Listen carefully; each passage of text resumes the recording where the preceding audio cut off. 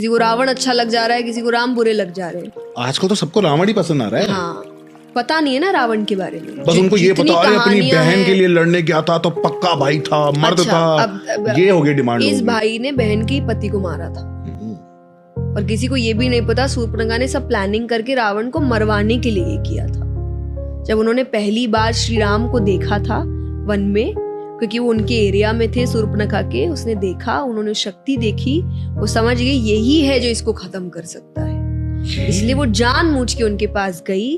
फिर वो सारे कथाएं हुई, फिर वो अपने भाई के पास आई, फिर भाई को भड़काया कि उनके साथ जो पत्नी है वो अति सुंदर है, वो तो लंका की महारानी होनी चाहिए। तो वो एक तो बहन के कोई बदले के लिए गया नहीं था, उसे था अपने लंका को और शानदार बनाना। वो शानदार सुंदर रानियों से बन सकता है, तो वो इन चीजों के लिए गया। दूसरा, ये भी अगर किसी को नहीं पता है, he was a rapist, please go and read about it. उन्होंने एक अप्सरा का बलात्कार किया था जिनसे उनको श्राप मिला था, जिससे लोग कहते हैं ना कि मुझे रावण जैसा व्यक्ति चाहिए जिसने सीता माँ को हाथ नहीं लगाया। हाँ, आजकल तो यही बोलते हैं ना, क्योंकि वो लगा नहीं सकता था। हाँ। उसको श्राप मिला था कि अगर बिना इच्छा से किसी भी स्त्री को छुआ तो उसके 100 टुकड़े हो जाएंगे। इसीलिए he tried his level best.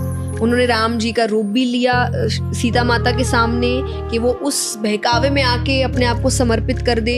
उन्होंने ये भी अफवाह फैलाई कि राम जी तो मर गए हैं युद्ध में, हाँ। कि अब बेचारी हार के अपने आप को समर्पित कर ले, पर अपनी मर्जी से एक बार समर्पित हो गई तो हो गई मेरी। तो ये बातें लोगों को पता नहीं है, पढ़ते नहीं है, तो उनको गलत चीजें सही लगने लग जाती है और सही चीजें, बट देन भी से कलयुग आ रहा है। एक और बात बोलते हैं लोग कि राम जी तो वन में थे, तो वो जब शूर्पणखा आई थी, वो जो हिरण था, हिरण का क्या करने गए थे? शिकार तो करने गए थे। जी नहीं, उन्होंने कहा था मैं अयोध्या लेके जाऊंगी, इतना सुंदर है सीता माता ने। फिर जब वो बहुत देर तक नहीं आया, तब राम जी समझ गए थे कि ये हिरण नहीं है, इसीलिए उन्होंने एंड में तीर चलाया, समझने के बाद कि ये हिरण नहीं है, ये कुछ